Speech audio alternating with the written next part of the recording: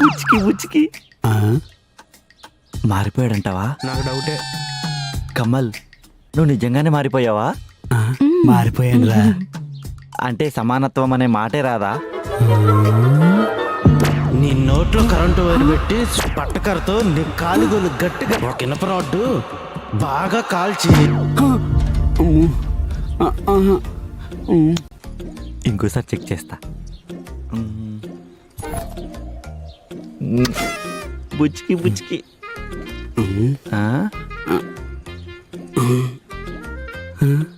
బుచ్చికి బుచ్చికి నేను చెప్పాను వీడు మారలేదని. సమానత్వం లేకపోతే చచ్చిపోతాడు వీడు.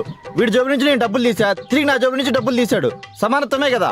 ఒరేయ్, అది సమానత్వం కాదురా. నా దగ్గర నుంచి నువ్వు ఎంత తీసో 100, నీ దగ్గర నుంచి నేను ఎంత తీసా 500. ఈ రెండు సమానత్వం కాదు కదా. రా, మారిపోయాడంటే ఎవడు నమ్మట్లే. అసలు నేను సమానత్వమే అనట్లే. నువ్వు ఎక్కువ డౌట్లు ఏం పెట్టుకోకరా. బంగారంలో మారిపోయాడు. సమానత్వాన్ని మాటే అనలేదు. రెండు సమానంగా ఉన్నాయి.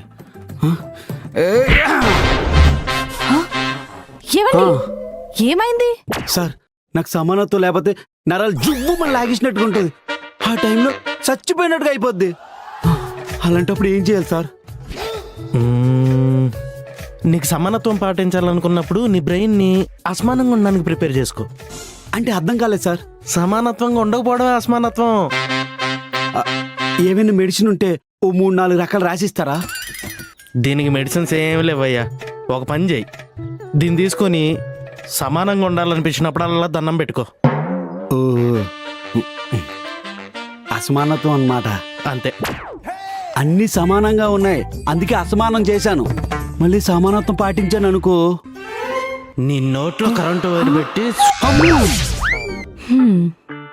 మంచిది, ఇలానే ఉండండి.